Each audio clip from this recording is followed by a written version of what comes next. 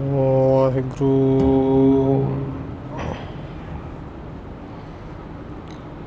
ਇੱਕ ਓੰਕਾਰ ਸਤਿਨਾਮ ਕਰਤਾ ਪੁਰਖ ਨਿਰਭਉ ਨਿਰਵੈਰ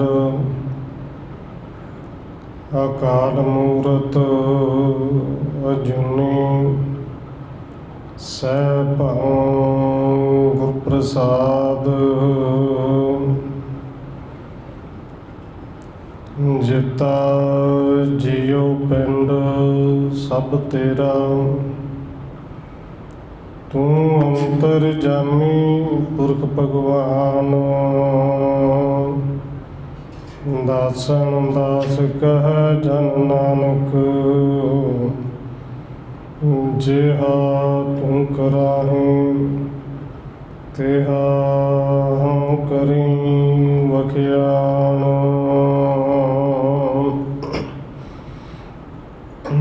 ਗੁਰ ਨਾਨਕ ਪਦ ਪੰਕਜ ਬੰਦਨ, ਪਦ ਪੰਕਜ ਬੰਦਨ।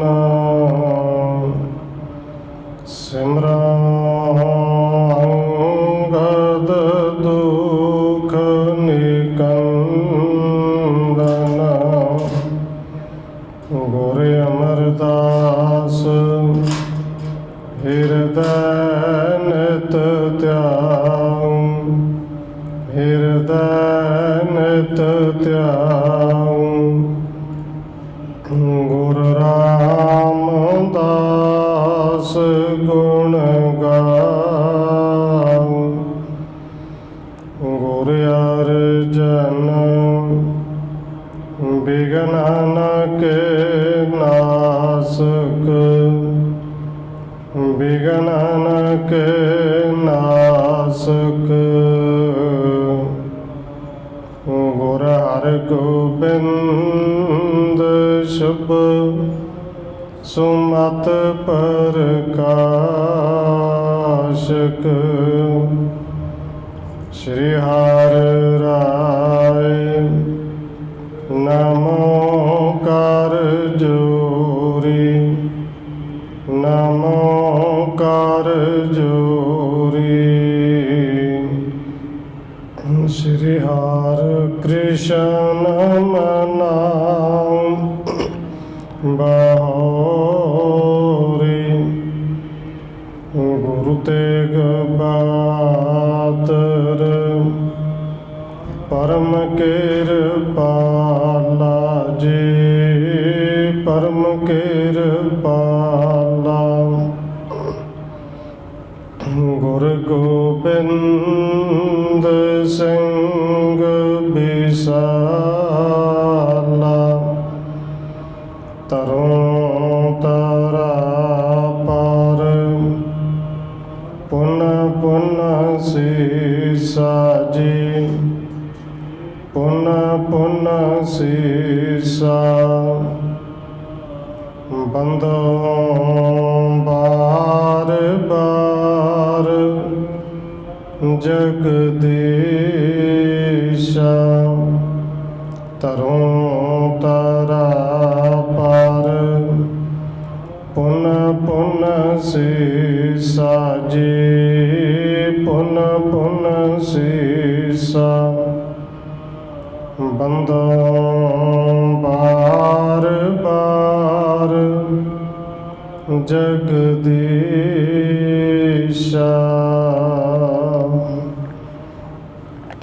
ਜਿਸ ਮਹਿ ਅੰਮ੍ਰਿਤ ਗਿਆਨ ਹੈ, ਮਾਣਕ ਭਗਤ ਬੈਰਾਗ। ਸ਼੍ਰੀ ਗੁਰੂ ਗ੍ਰੰਥ ਸਾਹਿਬ ਉਦਦ, ਬੰਦੋਂ ਕਰ ਅਨੁਰਾਗ। ਨਿਰੰਕਾਰਾ ਸਤਿਗੁਰੂ ਜਿਹ ਪ੍ਰਸਾਦ ਸਚ ਹੋਏ। ਵਾਹਿਗੁਰੂ ਜੀ ਕੀ ਫਤਿਹ ਹੈ। बिघन विनाशन सोए। एक ओंकारा सतगुरु जह प्रसाद सच होए। वाहिगुरु जी की फतेह है, बिघन विनाशन सोए। वाहिगुरु जी सतगुर ते बेमुख मैं भयो, या ते दरब सरब हर गयो। तिन बिन कौन सहायक मेरा, उचित मोहे बनबो अब चेरा।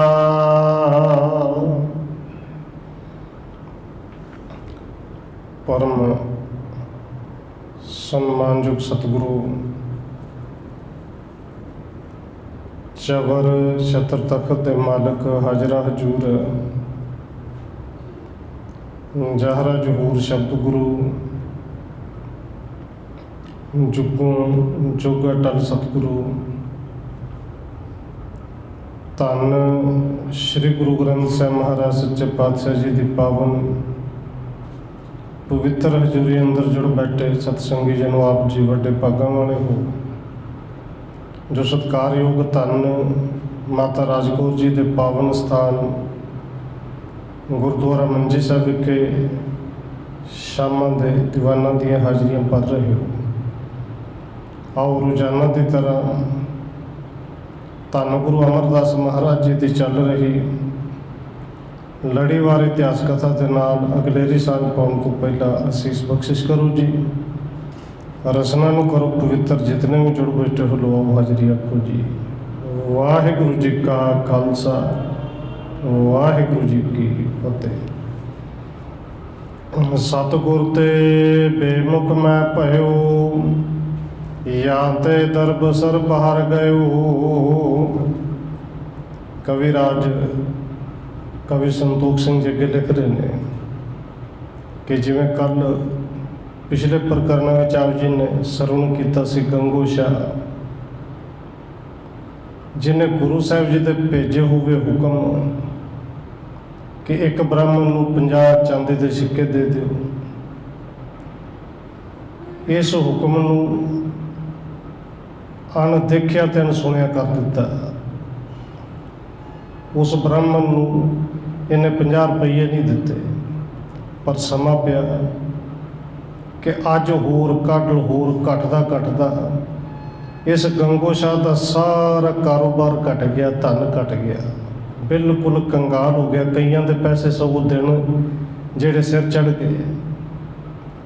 हुण इहनूं समझ पई, कविराज अगे संतोख सिंह जी लिखते हैं कि सतगुर ते बेमुख मैं भयो, या ते दरब सर बाहर गयो। कि मैं गुरु साहब तो बेमुख हो गया, गुरु साहब के हुक्म नूं नहीं मन्निया। गुरु साहब का दिता होया धन पदार्थ, गुरु साहब के दित्तियां हुई दातां विचों गुरु साहब जी के ना ही मैं 50 रुपये 50 चांदी के सिक्के नहीं दे सकिया। इस करके सारा धन गया चला है। तिन बिन कौन सहायक मेरा, उचित मोहे बनबो अब चेरा। गंगो शाह फिर धन गुरु अमरदास सच्चे पातशाह जी चेता है कि अगे भी उन्होंने तो बिना सहायता किसी ने सी की, उन्होंने बचनों च बरकत सी। हुण भी गुरु साहब तो बिना मेरा मददगार दुनिया में कोई नहीं हो सकता। हुण तो चाहिए कि सारा कुछ छड्ड के उन्होंने चरणों में चला जावा, तो उन्होंने चेला बन जावा, सिख बन जावा। सब बिद सेवा करो गुसाई, फेरो बजनी तिन दर जाई।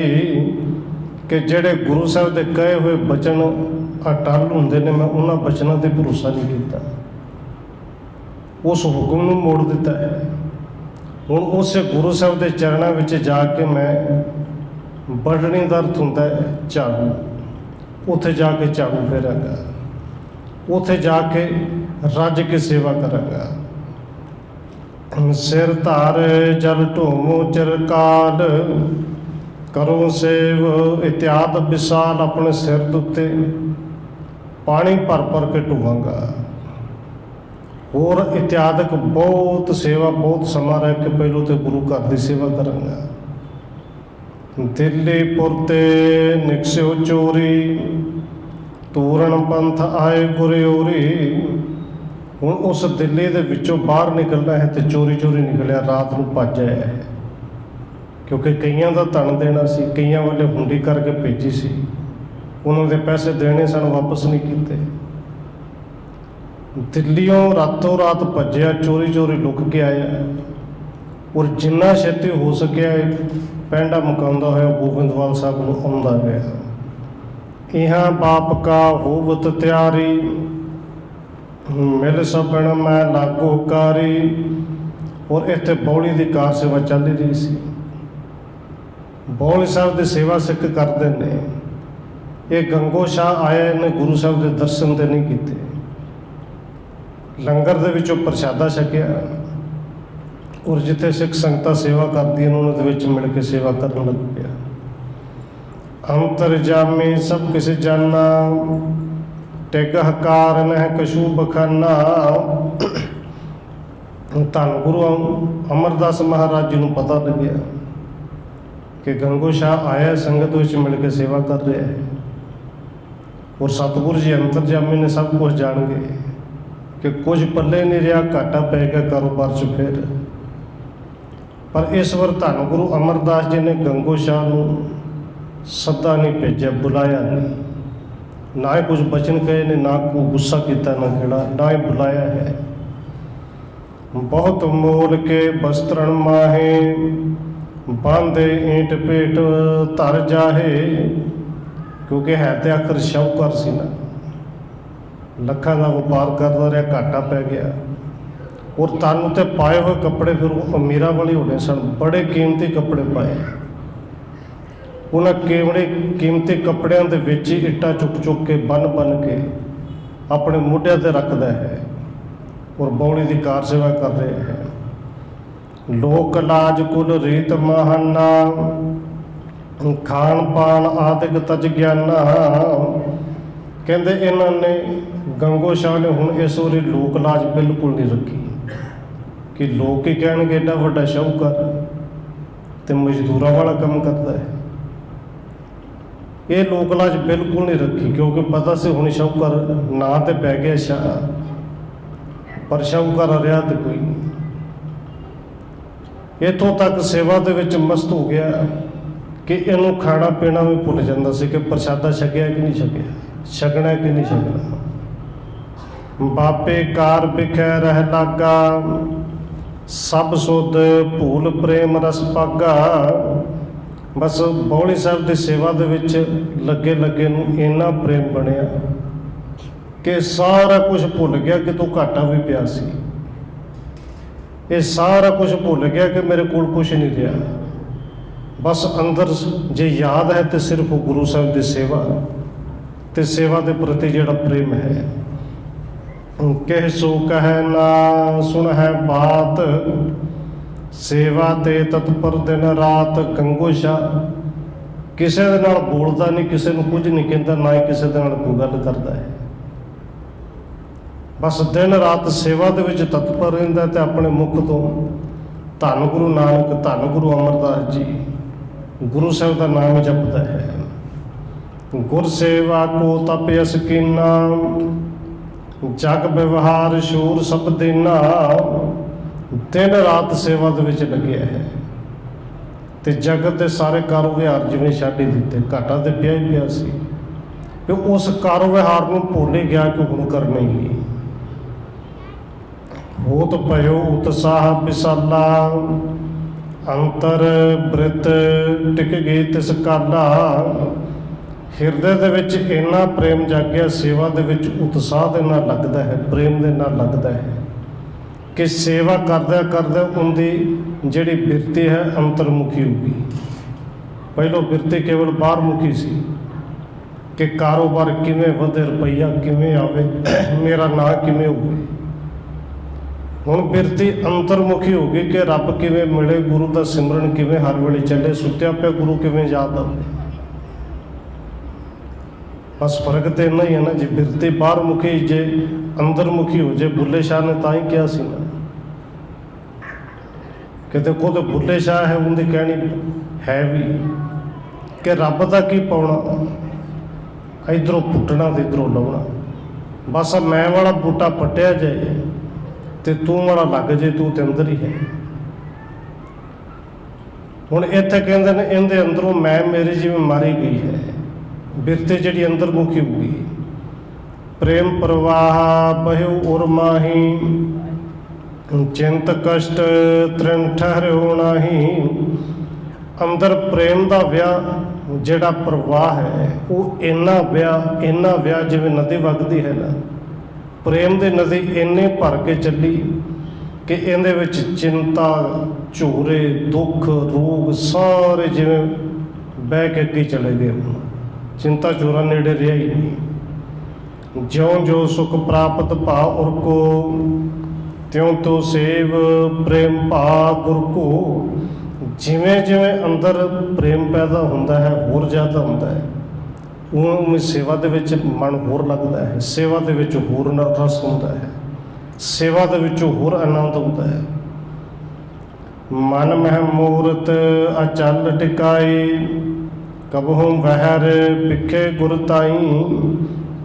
कहंदे गुरु साहब के दर्शन करदा सी संगत विच बैठ के पिछे, और सिमरन करदा करदे गुरु साहब के दर्शन करदे गुरु साहब की मूर्ति जिहड़ी ना अपने अंदर ही वसाली तो बिल्कुल अटल मूर्त वसाई। जिवें बाहर दर्शन करदा है हर वेले गुरु साहब के उवें अंदरों भी दर्शन होंदे ने।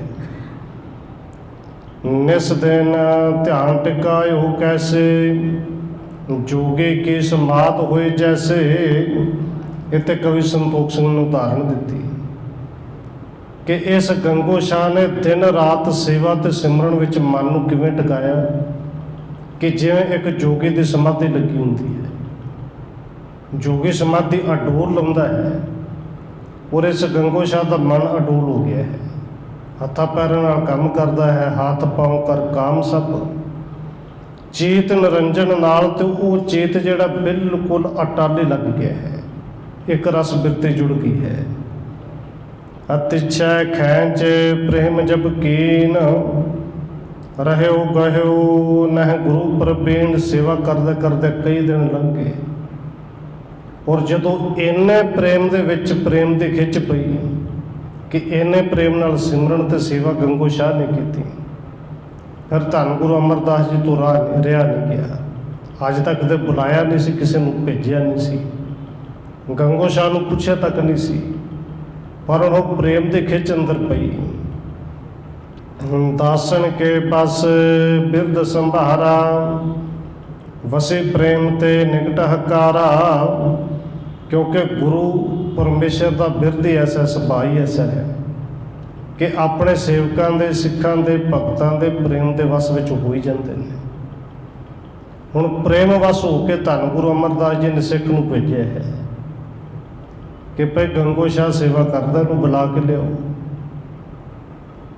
मुस्काने गुर बाक पखाना, गंगो शाह आओ दुख हन्ना।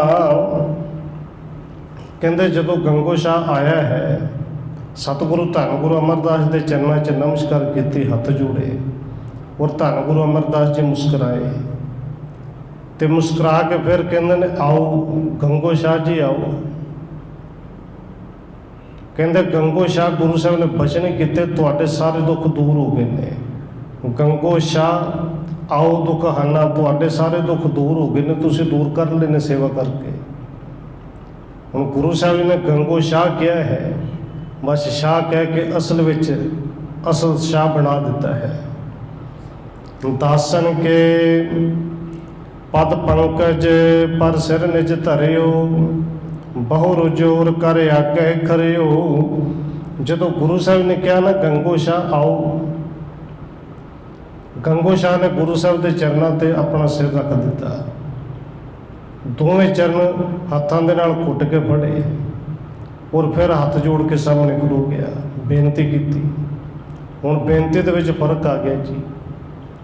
ਪਹਿਲੋਂ ਆਇਆ ਸੀ, ਬੇਨਤੀ ਕੀਤੀ ਕਿ ਕਾਰੋਬਾਰ 'ਚ ਘਾਟਾ ਪੈ ਗਿਆ, ਕਿਰਪਾ ਕਰੋ ਮੇਰਾ ਕਾਰੋਬਾਰ ਚੱਲ ਜੇ। ਤੇ ਹੁਣ ਬੇਨਤੀ ਕੀ ਕਰਦਾ ਹੈ? ਮਾਇਆ ਮਗਨ ਬੇਮੁਖ ਮੈਂ ਭਇਓ, ਆਪਣੋ ਜਾਨ ਬਖਸ਼ ਕਰ ਲਿਓ। ਇਹ ਗੰਗੋ ਸ਼ਾਹ ਕਹਿੰਦਾ ਸਤਿਗੁਰੂ ਜੀ ਮਾਇਆ ਵਿੱਚ ਮੈਂ ਮਗਨ ਇੰਨਾ ਹੋ ਗਿਆ ਕਿ ਮਾਇਆ ਧਾਰੀ ਬਣ ਗਿਆ। ਦੇਖੋ ਕਈ ਵਾਰੀ ਬੇਨਤੀ ਕੀਤੀ, ਮਾਇਆ ਧਾਰੀ ਜਿਹਦੇ ਕੋਲ ਲੱਖਾਂ ਕਰੋੜਾਂ ਹੋਣ ਉਹ ਮਾਇਆ ਧਾਰੀ ਨਹੀਂ ਹੁੰਦਾ। ਔਰ ਮਾਇਆ ਕੇਵਲ ਰੁਪਈਆ ਹੀ ਨਹੀਂ। ਗੁਰੂ ਸਾਹਿਬ ਦੇ ਕਹਿੰਦੇ ਨੇ ਇਹ ਮਾਇਆ ਜਿਤ ਹਰ ਵਿਸਰੈ, ਬਸ ਜਿੰਦੇ ਪਕੜ ਵਿੱਚ ਪੈ ਕੇ ਰੱਬ ਭੁੱਲ ਜੇ, ਅਸਲ ਵਿੱਚ ਮਾਇਆ ਉਹੀ ਹੈ। ਔਰ ਜਿਹੜਾ ਕਿਸੇ ਪਕੜ ਵਿੱਚ ਬੰਨਿਆ ਜਾਏ ਉਹ ਮਾਇਆ ਧਾਰੀ ਹੈ। ਕਿ ਸਤਿਗੁਰੂ ਜੀ ਮਾਇਆ ਧਾਰੀ ਹੋ ਗਿਆ, ਆਓ ਜੀ ਤੋਂ ਬੇਮੁਖ ਹੋ ਗਿਆ, ਆਓ ਜੀ ਦਾ ਹੁਕਮ ਨਹੀਂ ਮੰਨਿਆ, ਕਿਰਪਾ ਕਰੋ ਹੁਣ ਮੈਨੂੰ ਆਪਣਾ ਜਾਣ ਕੇ ਬਖਸ਼ ਲਓ। ਪਦ ਅਰਬਿੰਦ ਵਿਖੇ ਮੁਝ ਰੱਖੋ, ਸੇਵਕ ਆਓ ਬਚਨ ਮੁਖ ਭਾਖੋ। ਤੇ ਹੁਣ ਇਹ ਨਹੀਂ ਕਿਹਾ ਮੇਰਾ ਕੰਮ ਦੁਬਾਰੇ ਚੱਲ ਜੇ, ਕਿ ਸਤਿਗੁਰੂ ਜੀ ਕਿਰਪਾ ਕਰੋ ਹੁਣ ਚਰਨਾਂ 'ਚ ਜਗ੍ਹਾ ਦੇ ਦਿਓ, ਆਪਣੇ ਚਰਨਾਂ 'ਚ ਹੀ ਰੱਖ ਲਓ। ਸਤਿਗੁਰੂ ਜੀ ਹੁਣ ਗੰਗੋ ਸ਼ਾਹ ਨਾ ਕਹੋ, ਹੁਣ ਜੇ ਕਹਿਣਾ ਤੇ ਸੇਵਕ ਆਓ ਬਚਨ ਮੁਖ ਭਾਖੋ। ਆਪਣੇ ਮੁਖ ਤੋਂ ਇਹ ਕਿਹਾ ਕਰੋ ਕਿ ਸੇਵਕਾ ਆ, ਅੱਜ ਤੋਂ ਮੈਂ ਆਪ ਜੀ ਦਾ ਸੇਵਕ ਹਾਂ, ਦਾਸ ਹਾਂ, ਤੁਸੀਂ ਹੁਕਮ ਕਰੋ, ਤੁਹਾਡੇ ਹਰ ਹੁਕਮ ਨੂੰ ਮੰਨਾਂਗਾ। ਅੱਜ ਤੋਂ ਮੈਂ ਆਪ ਜੀ ਦਾ ਸੇਵਕ ਹਾਂ। ਗੰਗੋ ਸ਼ਾਹ ਨਹੀਂ ਰਿਹਾ, ਹੁਣ ਸ਼ਾਹ ਨਹੀਂ ਸੇਵਕ ਬਣਿਆ। ਸੁਣ ਸਤਿਗੁਰ ਕਰਨਾ ਰਸ ਢਰੇ, ਤਤ ਚਿਨ ਮਹਿ ਨਿਹਾਲ ਤਿਸ ਕਰੇ। ਹੁਣ ਗੰਗੋ ਸ਼ਾਹ ਅਸਲ ਵਿੱਚ ਸੱਚਮੁੱਚ ਅੰਦਰ ਨਿਮਰਤਾ ਆ ਗਈ ਸੀ। ਔਰ ਗੁਰੂ ਸਾਹਿਬ ਜੀ ਨੇ ਬਚਨ ਸੁਣ ਕੇ, ਬੋਲ ਸੁਣ ਕੇ, ਬੇਨਤੀ ਸੁਣ ਕੇ, ਅੰਦਰ ਦੀ ਨਿਮਰਤਾ ਵੇਖ ਕੇ ਉਸੇ ਵੇਲੇ ਗੰਗੋ ਸ਼ਾਹ ਨੂੰ ਨਿਹਾਲ ਕੀਤਾ। ਜੇ ਗੰਗੋ ਸ਼ਾਹ ਨੂੰ ਸ਼ਾਹ ਸ਼ਬਦ ਕਿਹਾ ਤੇ ਸ਼ਾਹ ਤੋਂ ਬਣੀ, ਪਰ ਕੇਵਲ ਬਾਹਰ ਦਾ ਵਪਾਰ ਵਾਲਾ ਸ਼ਾਹ ਨਹੀਂ। ਗੁਰੂ ਸਾਹਿਬ ਜੀ ਨੂੰ ਜਪ ਜਪ ਕੇ ਜਿਹੜਾ ਗੁਰੂ ਪਾਤਸ਼ਾਹ ਦਾ ਪਾਤਸ਼ਾਹ ਹੈ ਨਾ, ਉਸ ਪਾਤਸ਼ਾਹ ਦੇ ਨਾਲ ਹੁਣ ਸਾਂਝ ਪਾ ਕੇ ਇਹ ਵੀ ਸ਼ਾਹ ਬਣ ਗਿਆ। ਇਹਨੂੰ ਅੰਦਰ ਜੀ ਪਾਤਸ਼ਾਹੀ ਮਿਲ ਗਈ। ਬਸਤਰ ਬਿਸਤ ਪਹਿਰਾਏ ਨਵੀਨ, ਮਸਤਕ ਪਰ ਨਿਜਕਾਰ ਧਰ ਦੇਨ। ਸਤਿਗੁਰੂ ਜੀ ਸਿੱਖ ਨੂੰ ਕਹਿੰਦੇ ਨੇ ਬੱਲੂ ਸ਼ਾਹ, ਬੱਲੂ ਭਾਈ ਬੱਲੂ ਨੂੰ ਕਹਿੰਦੇ ਨੇ ਬੱਲੂ ਜੀ। ਇਹ ਸ਼ਾਹ ਵਾਸਤੇ ਕੱਪੜੇ ਨਵੇਂ ਲਿਆਓ ਭਾਈ, ਕਿਉਂਕਿ ਸ਼ਾਹ ਹੈ ਕਈ ਦਿਨ ਹੋ ਗਏ ਨੇ, ਕੀਮਤੀ ਕੱਪੜੇ ਸਨ ਸਾਰੇ ਖਰਾਬ ਹੋ ਗਏ ਨੇ, ਕੱਪੜੇ ਨਵੇਂ ਪਵਾਏ। ਔਰ ਧੰਨ ਗੁਰੂ ਅਮਰਦਾਸ ਜੀ ਨੇ ਇਸ ਸ਼ਾਹ ਦੇ ਮੱਥੇ ਦੇ ਉੱਤੇ ਹੱਥ ਰੱਖਿਆ। ਔਰ ਜਦੋਂ ਹੱਥ ਗੁਰੂ ਸਾਹਿਬ ਜੀ ਉੱਤੇ ਮੱਥੇ ਤੇ ਰੱਖਦੇ ਨੇ, ਸਤਿਗੁਰੂ ਹੱਥ ਧਰਿਓ ਮੇਰੇ ਮਾਥਾ, ਉਦੋਂ ਜਨਮ ਜਨਮ ਦੇ ਸਾਰੇ ਮੈਲ ਵੀ ਲੱਥ ਕੇ, ਰਿਣ ਵੀ ਲੱਥ ਗਿਆ। ਔਰ ਇਹ ਕਹਿ ਲਈਏ ਕਿ ਤਿੰਨਾਂ ਲੋਕਾਂ ਦਾ ਗਿਆਨ ਹੋ ਗਿਆ, ਬ੍ਰਹਮ ਦਾ ਗਿਆਨ ਹੋ ਗਿਆ। ਸਤਨਾਮ ਮੁਖ ਮੰਤਰ ਕਹਾਇਓ, ਗੰਗੋ ਸ਼ਾਹ ਕਹਿ ਨਾਮ ਬੁਲਾਇਓ। ਕਹਿੰਦੇ ਸਤਿਗੁਰੂ ਜੀ ਨੇ ਮੱਥੇ ਤੇ ਹੱਥ ਰੱਖ ਕੇ ਕਿਹਾ ਗੰਗੋ ਸ਼ਾਹ, ਸੇਵਕ ਨੇ ਕਿਹਾ, ਫਿਰ ਸ਼ਾਹ ਕਿਹਾ ਗੰਗੋ ਸ਼ਾਹ। ਕਹਿੰਦੇ ਬੋਲ ਸਤਨਾਮ ਵਾਹਿਗੁਰੂ। ਗੁਰੂ ਸਾਹਿਬ ਜੀ ਨੇ ਨਾਮ ਮੁਖ ਤੋਂ ਬੋਲ ਕੇ ਕਹਾਇਆ ਕਿ ਬੋਲ ਸਤਨਾਮ ਵਾਹਿਗੁਰੂ। ਔਰ ਗੰਗੋ ਸ਼ਾਹ ਕਹਿੰਦਾ ਵਾਹਿਗੁਰੂ ਸਤਨਾਮ ਵਾਹਿਗੁਰੂ। ਭੁਗਤ ਮੁਗਤ ਨਿਤ ਸਿਧ ਤਹਿ ਦੇਨੀ, ਗ੍ਰਹਿ ਕੋ ਗਮਨੋ ਆਗਿਆ ਕੀਨੀ। ਸਤਿਗੁਰੂ ਜੀ ਨੇ ਉਸੇ ਵੇਲੇ ਉਸ ਗੰਗੋ ਸ਼ਾਹ ਨੂੰ ਭਗਤੀ ਵੀ ਦਿੱਤੀ, ਮੁਕਤੀ ਵੀ ਦਿੱਤੀ, ਨਿਧੀਆਂ ਵੀ ਦਿੱਤੀਆਂ, ਸਿੱਧੀਆਂ ਵੀ ਦਿੱਤੀਆਂ। ਤੇ ਨਾਲ ਸਤਿਗੁਰੂ ਜੀ ਕਹਿੰਦੇ ਨੇ ਗੰਗੋ ਸ਼ਾਹ ਇੱਥੇ ਨਹੀਂ, ਘਰ ਜਾਓ, ਆਪਣੇ ਘਰ ਜਾਓ, ਚਲੇ ਜਾਓ ਘਰ ਨੂੰ।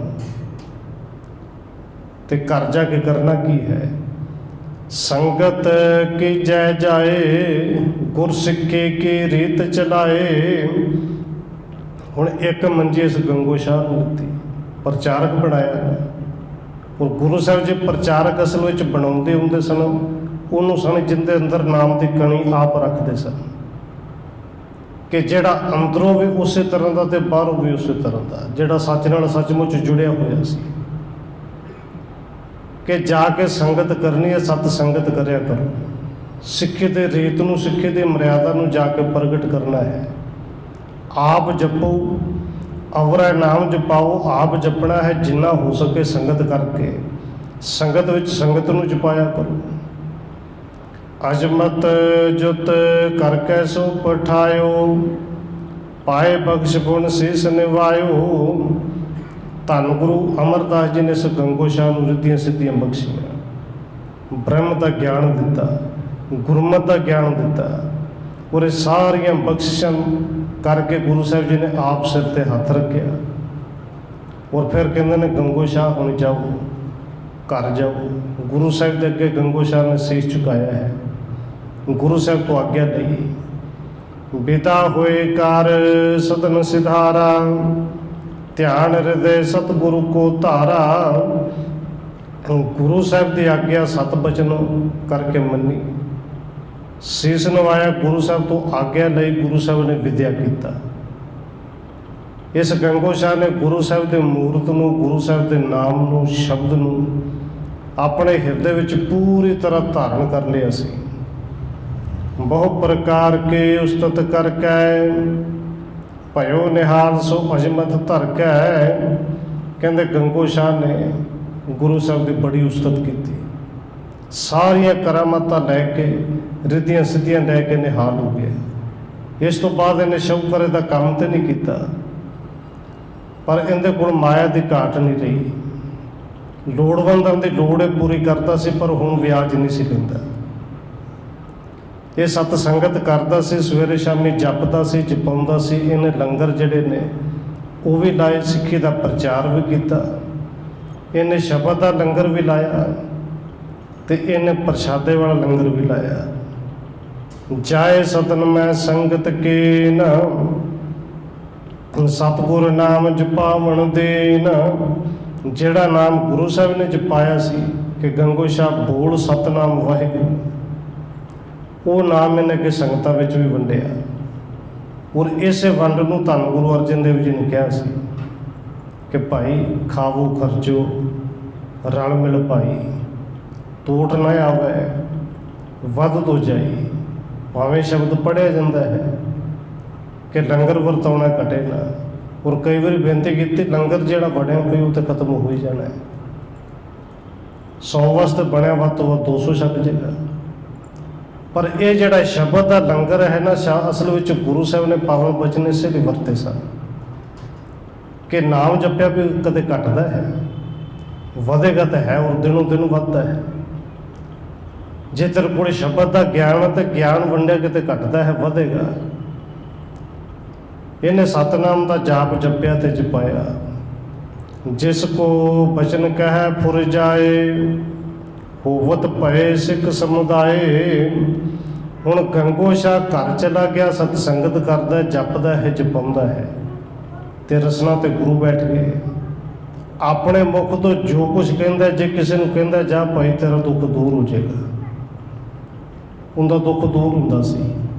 ਜੇ ਗੰਗੋ ਸ਼ਾਹ ਕਿਸੇ ਨੂੰ ਕਹਿੰਦਾ ਸੀ ਜਾ ਭਾਈ ਤੇਰਾ ਕਾਰੋਬਾਰ ਠੀਕ ਚੱਲ ਜਾਏਗਾ, ਚੱਲਦਾ ਸੀ। ਜੋ ਕੁਝ ਮੁਖ ਤੋਂ ਕਹਿ ਦਿੰਦਾ ਸੀ ਉਹ ਸੱਚ ਹੁੰਦਾ ਸੀ। ਔਰ ਬਹੁਤ ਸਾਰੇ ਭਾਈ ਗੰਗੋ ਦੇ ਨਾਲ ਜੁੜ ਕੇ ਉਹਨਾਂ ਨੇ ਗੁਰੂ ਦੀ ਸਿੱਖੀ ਨੂੰ ਧਾਰਨ ਕੀਤਾ, ਸਿੱਖ ਬਣੇ।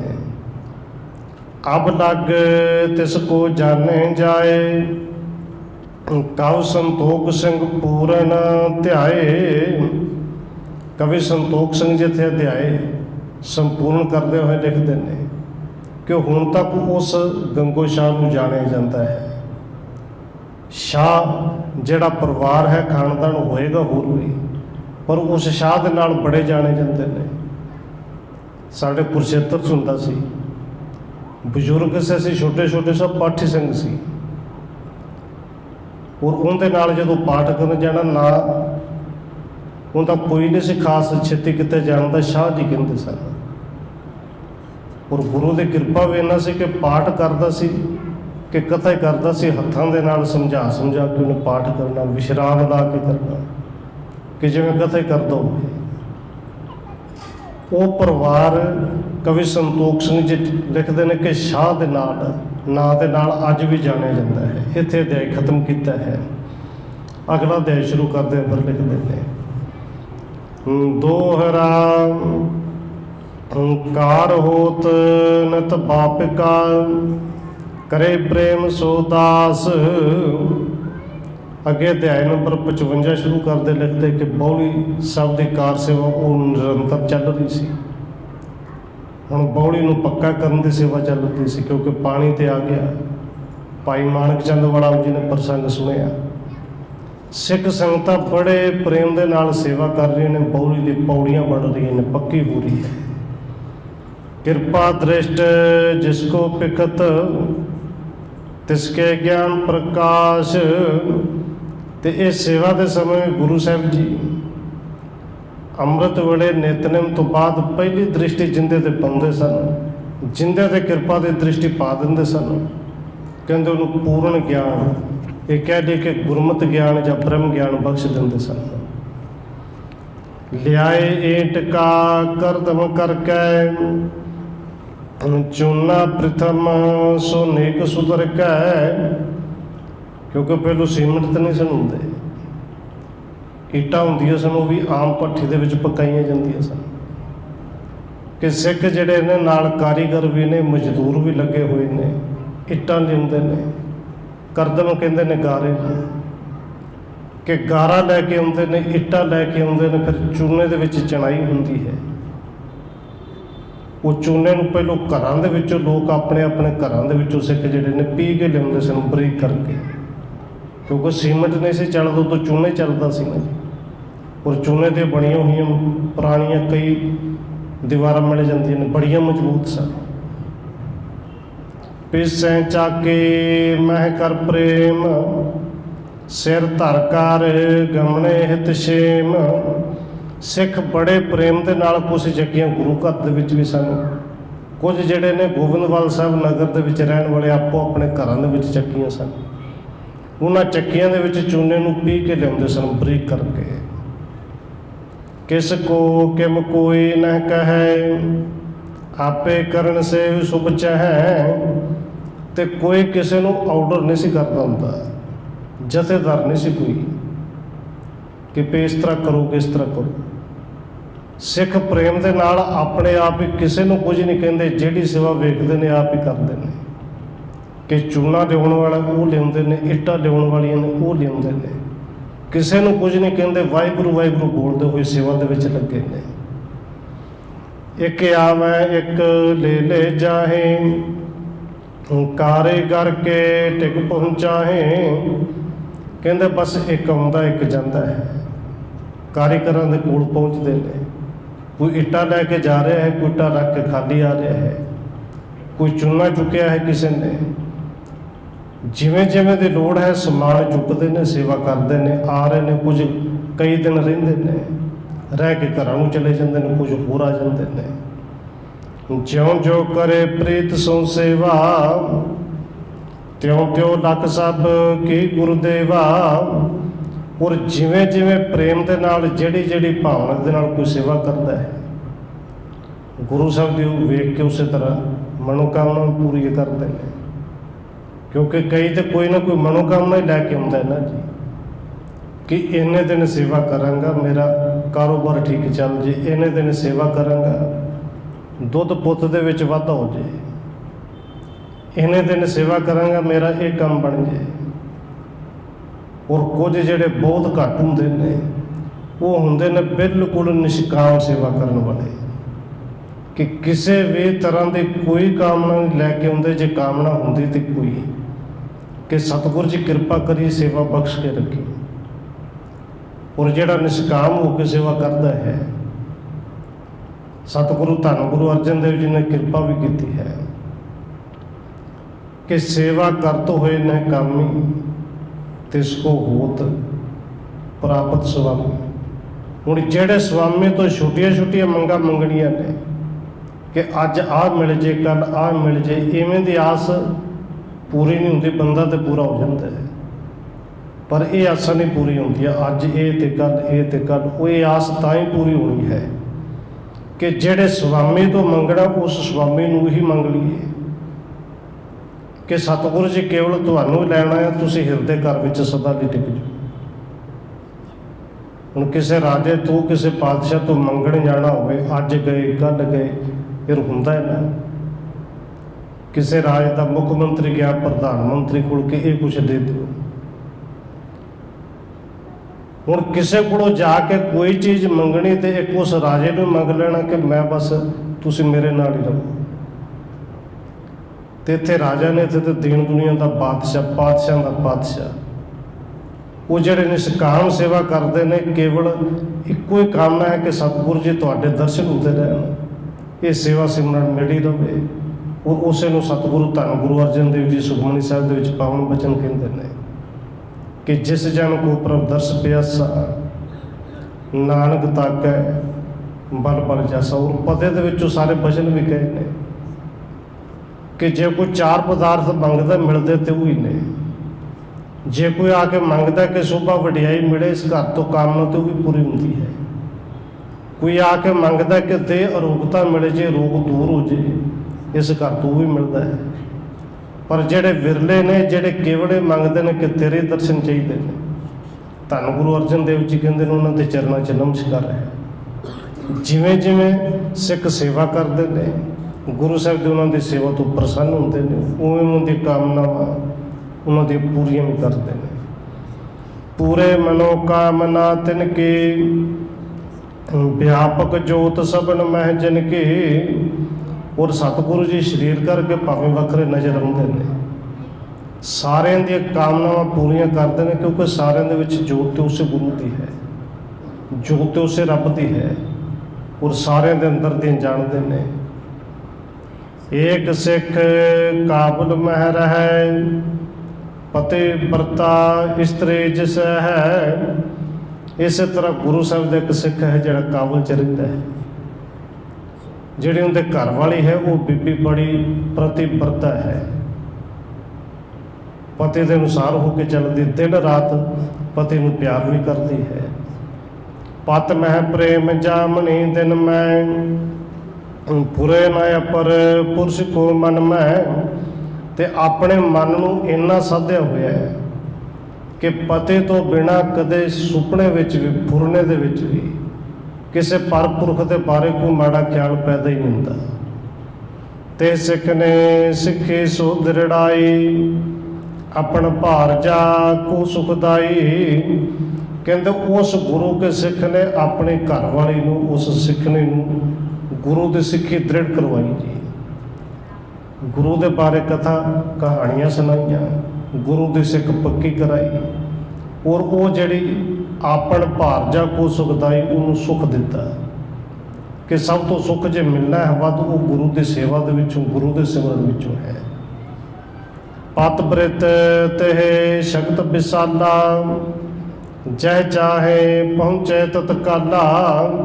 ਇੱਕ ਤੋਂ ਪਤੀ ਵਰਤਾ ਹੈ, ਦੂਜੇ ਉਸ ਪਤੀ ਨੇ ਗੁਰੂ ਦਾ ਸਿਮਰਨ ਹੈ ਤੇ ਗੁਰੂ ਦੀ ਸੇਵਾ ਜਿਹੜੀ ਉਹ ਪੱਕੀ ਕਰਾਈ ਹੈ। ਸਿਮਰਨ ਕਰਕੇ, ਸੇਵਾ ਕਰਕੇ, ਪਤੀ ਵਰਤਾ ਕਰਕੇ, ਸਾਰੇ ਗੁਣ ਹੋਣ ਕਰਕੇ ਉਸ ਬੀਬੀ ਦੇ ਵਿੱਚ ਕੁਝ ਕੁਦਰਤੀ ਤਾਕਤਾਂ ਜਿਹੜੀਆਂ ਆ ਗਈਆਂ, ਉਹ ਕਰਾਮਾਤਾਂ ਕਹਿ ਲਈਏ, ਰਿੱਧੀਆਂ ਸਿੱਧੀਆਂ ਕਹਿ ਲਈਏ, ਉਹਦੇ ਕੋਲ ਆ ਗਈਆਂ ਨੇ। ਔਰ ਇਹ ਜਿਹੜਾ ਪ੍ਰਸੰਗ ਹੈ ਰਹਿੰਦਾ, ਆਪਾਂ ਕੱਲ੍ਹ ਵਿਚਾਰਾਂਗੇ ਕਿ ਕਿਵੇਂ ਇਹਨਾਂ ਤਾਕਤਾਂ ਦਾ ਉਹਨੇ ਇਸਤੇਮਾਲ ਕੀਤਾ ਹੈ ਤੇ ਕਿਵੇਂ ਜਿਹੜੀ ਸਿੱਖੀ ਕੇਵਲ ਉਸ ਪਤੀ ਨੇ ਦੱਸੀ ਸੀ, ਉਸ ਸਿੱਖੀ ਨੂੰ ਉਹਨੇ ਕਮਾਇਆ ਤੇ ਕਿਵੇਂ ਗੁਰੂ ਘਰ ਦੀ ਸੇਵਾ ਕਰਦੀ ਹੈ। ਸਮੇਂ ਦੇ ਮੁਤਾਬਕ ਇਤਨੀ ਬੇਨਤੀਆਂ ਪ੍ਰਵਾਨ ਕਰਨੀਆਂ ਹੋਈਆਂ, ਭੁੱਲਾਂ ਦੀ ਖਿਮਾ। ਆਓ 1-2 ਮਿੰਟ ਹੋਰ ਰਸਮਾਂ ਦੇ ਨਾਲ ਹਾਜ਼ਰੀ ਲਵਾਈਏ, ਫਿਰ ਸਮਾਪਤੀ ਹੈ ਜੀ। ਵਾਹਿਗੁਰੂ ਵਾਹਿਗੁਰੂ ਵਾਹਿਗੁਰੂ।